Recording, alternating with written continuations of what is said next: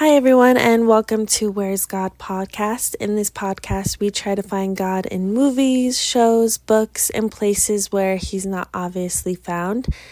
And this episode, we are talking about Where's God in the Imitation Game. And I think I looked this up. This movie is about 10 years old. And I remember seeing this movie in the theater and loving it and feeling like so many emotions while watching it. And then I think like after that, for a short period of time, anytime I went on a date with a guy and we watched a movie, I would always suggest this movie. So you're welcome to all the guys who were introduced to this movie by me. So it's a very powerful movie. If you haven't seen it, I'll give a brief summary. It's based on a true story about Alan Turing, a mathematician and certified prodigy. He's a genius. It's set in England during World War II, and Alan is hired by the military to break the German Enigma machine. It's the greatest encryption device, and the Germans use it for all their military communications. It's described as impossible and unbreakable. Surprise attacks go into Enigma, and gibberish comes out. The Germans reset the machine settings every day at midnight, and then they have 18 hours to figure out what the code was, what the message was. And Alan, right away, when he sees Enigma, he figures out that there are 150 million possibilities or combinations. And if they had 10 men checking different combinations every minute, it would take 20 million years. So he knew right away that they had to figure out a new way. They couldn't just have these men trying to crack the code every minute. They would never have enough time. So that's where they really need Alan. And to describe Alan, he's a very unique and interesting and complex man. He's neurodivergent, and he doesn't pick up on social cues or nuances. He tends to put people off with his awkwardness and his straightforwardness. He's very literal, and he complains of not being able to, quote, crack the code of human communication, of how people communicate, because as he describes it, people never really say what they mean. So he doesn't understand because he's very literal. And this is a big theme of the movie. I would say it's decoding and understanding complex messages, communication. We see this when Alan can't understand what others communicate, how they communicate. We see this with the British. They can't decode the German messages. So relating this to life, sometimes we may not understand how God communicates with us. We might question if the Spirit is speaking to us, or if it's our own thoughts, like maybe this is just my fear talking, or maybe it's God talking to me. We may not see the plainness that God is showing us because we're distracted by other things, or we may put off a prompting till tomorrow, or think, oh, that's not really that important, or that person's fine. So I think that in trying to understand how God communicates with us, I think it takes time. And over the course of our life, we can discern how God speaks to us. But I also think that we complicate it. Like, I think God speaks to us simply and clearly, but I think we might complicate it like it's trying to decipher this code. But I think God speaks to us simply and clearly, and He speaks truth and love and peace.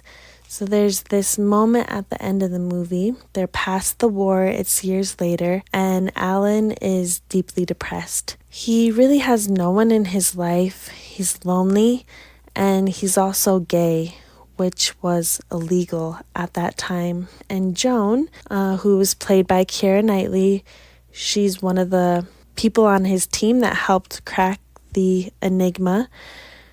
She visits him one day at his house and sees in what a state that he's in.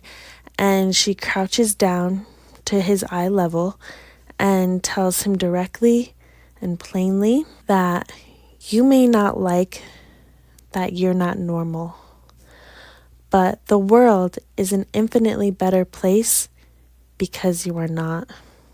And then she also repeats back to him words that he had spoken to her years earlier. She says, "The people who no one imagines anything of do the things no one can imagine." She brings this to his remembrance, just like God will. He'll remind us who we are to him, how important we are in beautiful, loving ways, as she did for Alan. God will speak loving truths to us that can't be denied. And even Alan, he takes it in and says, "Do you really believe that?" And for that time, he knows it's true, that what he did for the world was so important. And God will bring peace to us and comfort in plainness, just as she did for him. And in Alan's way, because she told him that phrase, that's exactly what clicked for Alan, and God will do the same for us. Like I said before, Alan is very different, and he's faced with many challenges because of this. His relationships are very poor with most people because they don't like him. They don't like that he's different. They're scared of different. Every stage of his life, he has people bullying him and pushing him out because they don't want to work with him, and he just puts them off. They think he's arrogant and is almost fired more than once in his job in the military. Alan suffers a lot, but because he's different and is treated pretty terribly, he's also able to help and connect with others who are different too, just like Joan. So this, is during the 1930s/40s, during World War II. She's different in the fact that she's a woman, she's a mathematician, and she's working in this man's world. And she's called to work on Enigma rather than, being a secretary or some other suitable job for a woman at that time. So Alan, he ends up fighting for her and comforts her with the words that sometimes the people who no one imagines anything of are the people who do things no one can imagine. He uses the words that once comforted him. It's a repeated line as she says it to him at the end, and as his dear friend Christopher told him early in his life at boarding school. So I've brought this up in previous episodes, but our trials and our hardships can help others. I think that's one of the reasons why we go through them. We can be more sympathetic and understanding to others who go through similar things as we do.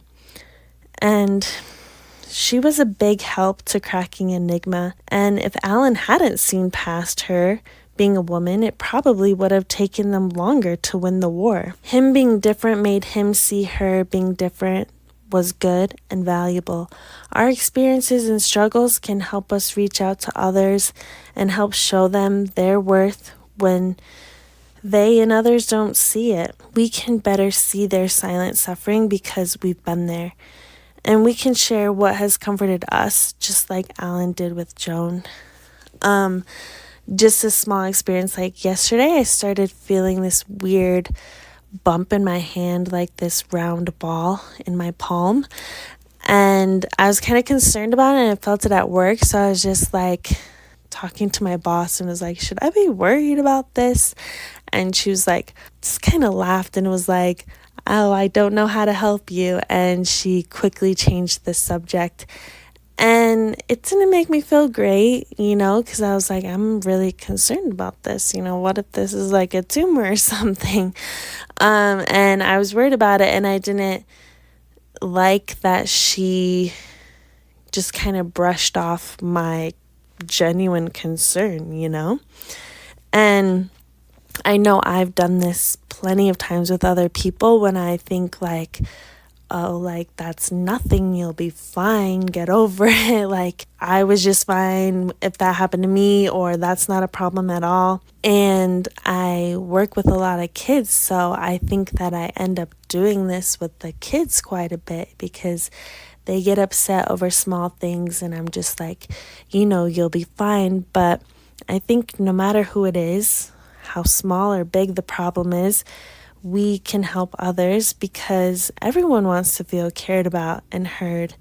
And we know what it feels like when we have felt down and low in our lives. So why not help others, even if we don't think it's that big of a deal?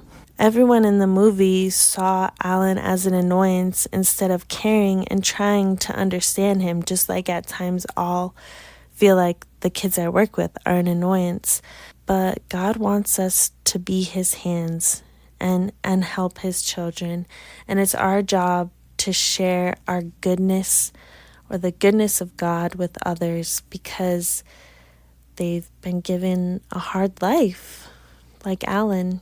It's our job to find the rejected, the lost, the lonely, the down and out, and help them and be a light to them. Unfortunately, Alan still took his life at a very young age, at 41, because of a lot of different things, the issues that he faced. He also was government mandated to take hormonal treatment because he was gay, or he had to go to jail. So he chose the treatment that really had an effect on his body. And I think he was also very lonely and depressed. But I'm sure Joan, his friend, eased his burdens at times, and I'm sure he knew that he was loved. Shifting gears, there's a point in the movie where the other mathematicians working to crack Enigma get very frustrated with Alan. They are working every minute to crack that day's German message, and Alan is just somewhere off working on this obscure machine.